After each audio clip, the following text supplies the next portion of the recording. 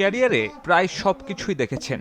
দেশকে সাফ জিতিয়ে সাফল্যের চূড়া, আবার ইনজুরিতে বিদেশি ক্লাবে খেলার সুযোগ হাতছাড়া। আওয়ামী শাসনামলে মিথ্যে মামলা আর রাজনৈতিক হয়রানি। এবার সাংসদ হবার স্বপ্ন নিয়ে করছেন নির্বাচনী প্রচারণী।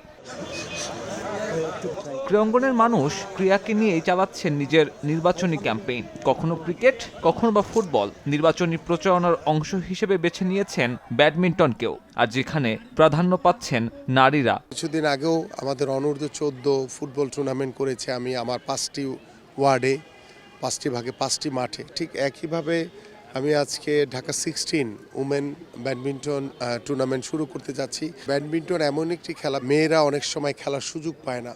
যদিও দেশের ক্রীড়াঙ্গনে বর্তমানে নারীদের মূল্যায়ন নিয়ে হতাশা রয়েছে সাবেক অধিনায়কের। তার দল সরকার গঠন করলে কি কি পদক্ষেপ নেবেন তা নিয়ে সাজিয়েছেন রূপরেখাও।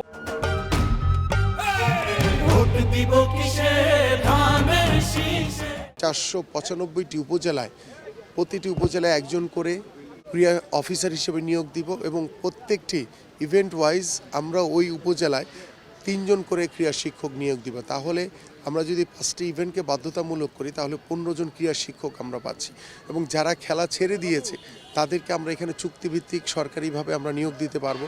তবে আমিনুলের এত সব পরিকল্পনার মাঝেই নানান ধরনের বিব্রতকর অভিজ্ঞতার সঙ্গী হচ্ছেন দেশের নারী ক্রীড়াবিদরা। সাফল্যের ধারাবাহিকতা থাকলেও ধারাবাহিক নয় বেতন ভাতা।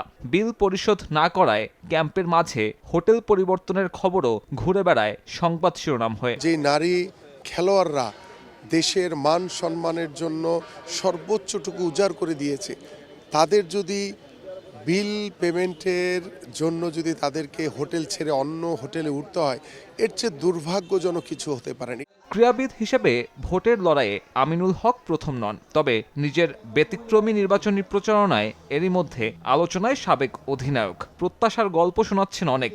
নির্বাচিত হলে তা বাস্তবায়ন করেন কিনা সে উত্তর সময়ের কাছে।